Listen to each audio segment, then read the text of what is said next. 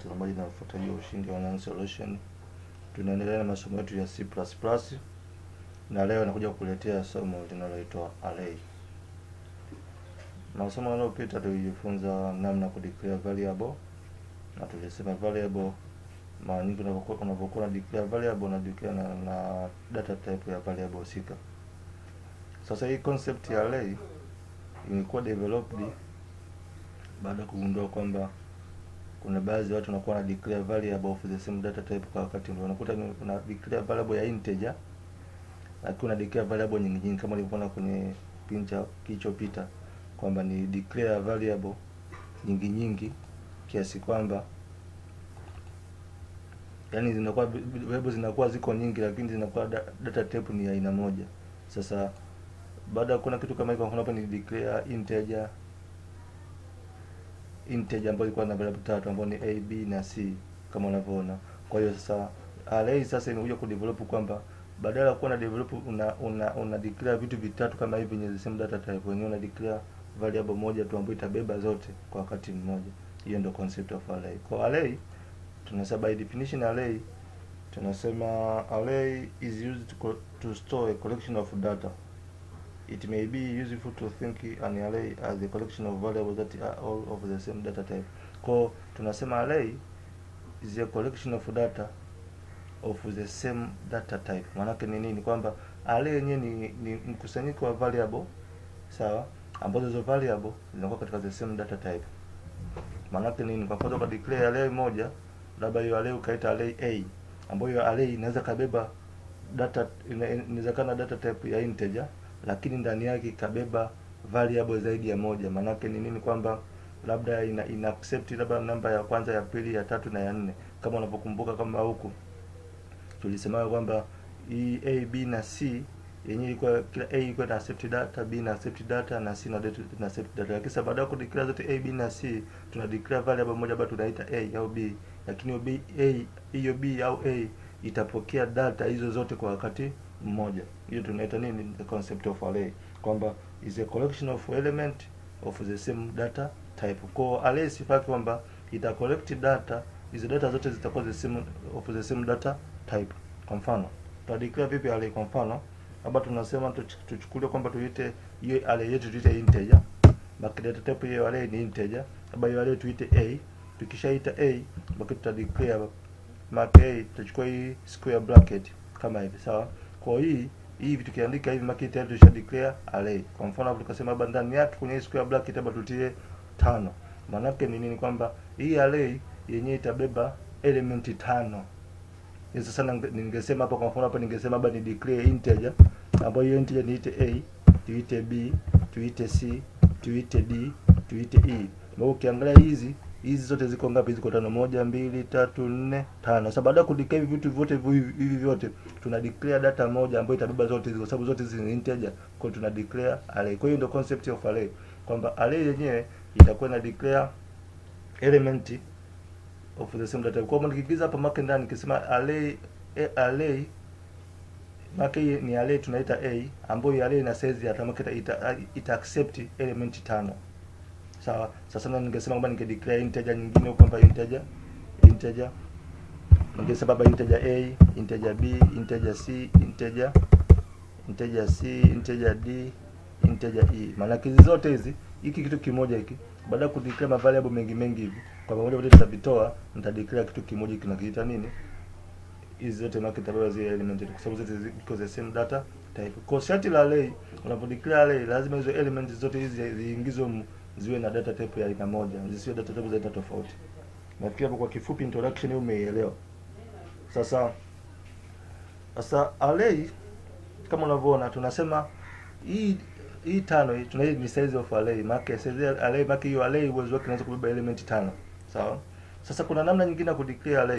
Kwa mfano labda tunasema, kwa mfano nikisema hapa integer a, sawa, nikasema hii na size ya 5, sawa.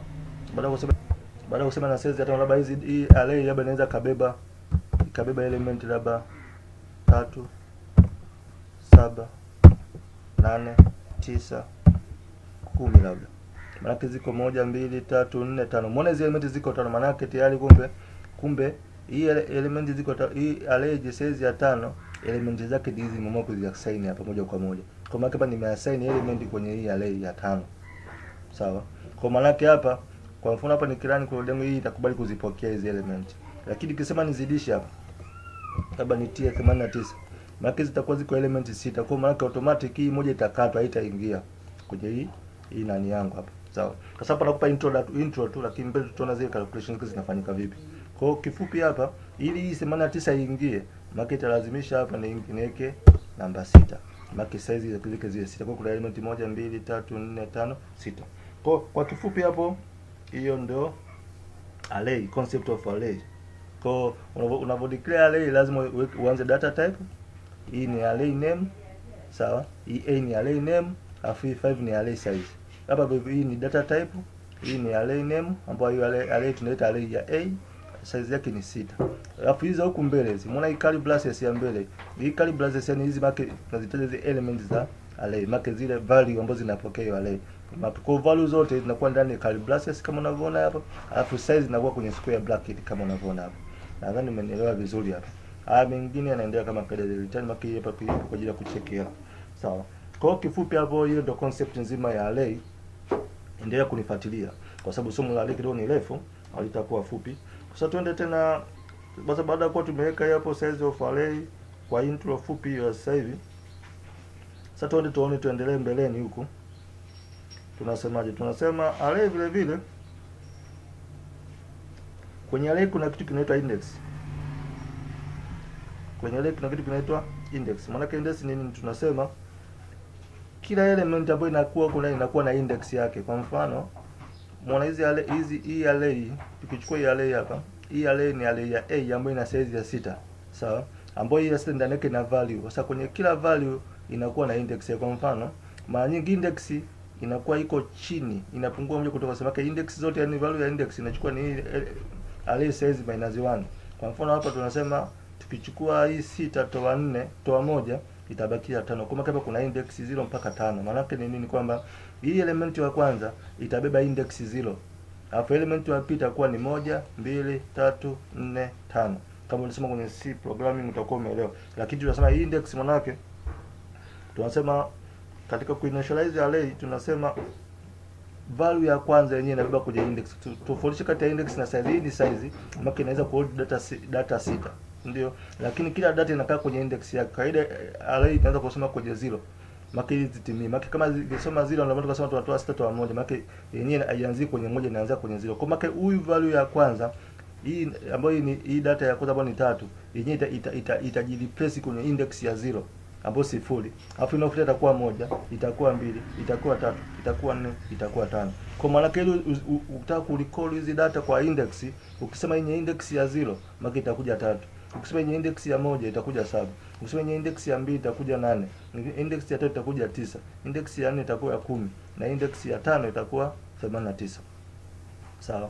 Sawa hapa isikuchanganye. Kwa nini nimetia mara mbili? Maki hapa tuita tarehe hiyo ni labda tuita array B.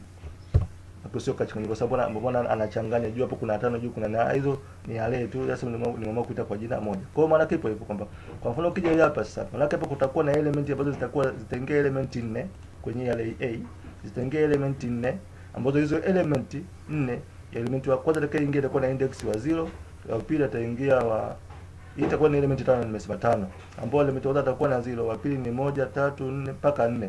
Kwa maana wa kwanza atakuwa na 0, wa pili atakuwa na 1, wa tatu atakuwa na 2, wa 4 atakuwa na 3, wa 5 atakuwa na index ya 4. Kwa hapo una tofauti kati ya index na size. Kwa hiyo size inakuwa 8, lakini index maana ni ile data ambayo itaenda kujireplace kwenye index gani? 0. Nadhani hapo kwa kifupi nimeeleweka. Hiyo tunaita nini? Index. Kwa each element or member of array as index which pinpoint the element of specific position. Kwa maana ile element zingia kwenye hii array size ya 6, maana kila array itakuwa na position yake. Kwa hiyo hapa inaweza inahold data 6. Kwa kama hii array ina size ya 6, inaweza kuhold data 6, baki tunasema kila data itakuwa inaingia itakuwa na position yake. Ambazo hizo position tunaziita index. Ambapo index ni kama nilivyoeleza awali kwamba data wa kwanza itakayoingia itakuwa na index wa 0 mpaka wa mwisho. Kwa tunasema index maana inakuwa iko pungufu, itaanzia 0 mpaka 5. Nadhani umeelewa vizuri. Kwa hiyo manake ipo hivyo. Kwa kifupi, data wa kwanza itakuwa kwenye index, na mara nyingi array inakuwa katika mfumo wa array. Kwa ukiangalia hii array hapa, kwa mfano zile data zetu, sawa, data zetu hizi hapa, sawa, tuziweke kwenye format, tuziweke kwenye array. Maana yenyewe itakuwa katika mfumo kama huu. Ndio array yetu, ambayo array ina value 1, 7, 8, 9, 10 na 8. Maana hizi ndio data ambazo zimekuwa inserted katika index. Kwa hiyo tunaona hapa index ya 0, hii data ikaenda kujiinsert kwenye index ya 0. Ulivyoingiza 7 ikaja kajiinsert kwenye index ya 1.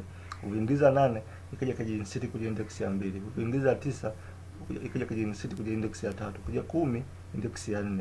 Kaja 89 kwenye index ya ngapi? Ya 5. Kwa utaona hapa kwamba hii ndio modality inapokuwa inafanya ni array. Kwa unapokuwa umedeclare, kwa mfano unapokuwa umeingiza hizo value zako, inakuwa katika mtindo kama huo. Kwa maana hapa inaonyesha kwamba kila data ipo kwenye position yake. Kwa hiyo ni position ya kwanza, ya pili, ya tatu, ya nne, ya tano, ya sita. Kwa hiyo bishike ishow data sita. Ambazo hizo position sita ambazo tunasema sita ni size, array of size 6.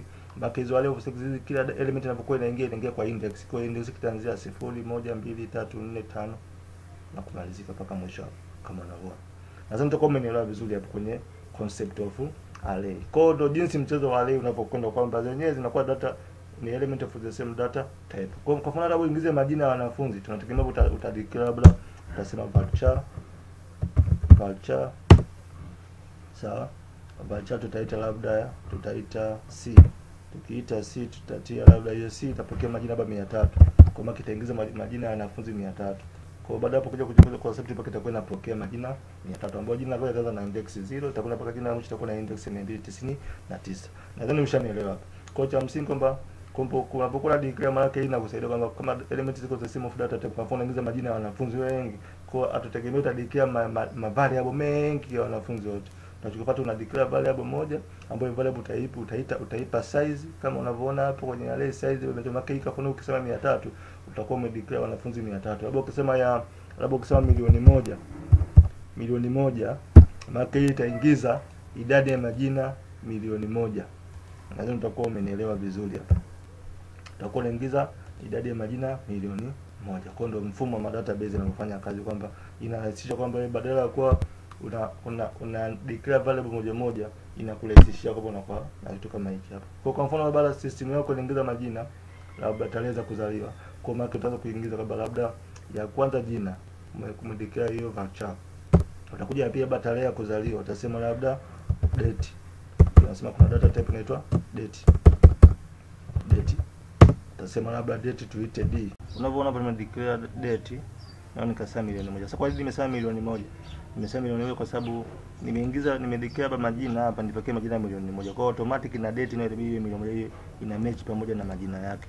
Kwa hiyo maana yake ni nini? Kwa kifupi kabisa tunavyosema array, maana yake yenyewe inakuwa inashika variable nyingi kwa wakati mmoja. Kwa mfano hapa mimi nimedeclare variable milioni 1 kwa wakati mmoja. Hapa nimedeclare variable milioni 1 kwa wakati mmoja. Kwa hiyo is a variable, multiple variable of the same data type. Kama nimedeclare variable milioni 1 zenye variable zenye integer type, data type ya varchar kama kawaida. Kwa kifupi array, nadhani utakuwa umeelewa. Endelea kunifuatilia, usisahau kusubscribe, like na kucomment. Asante sana.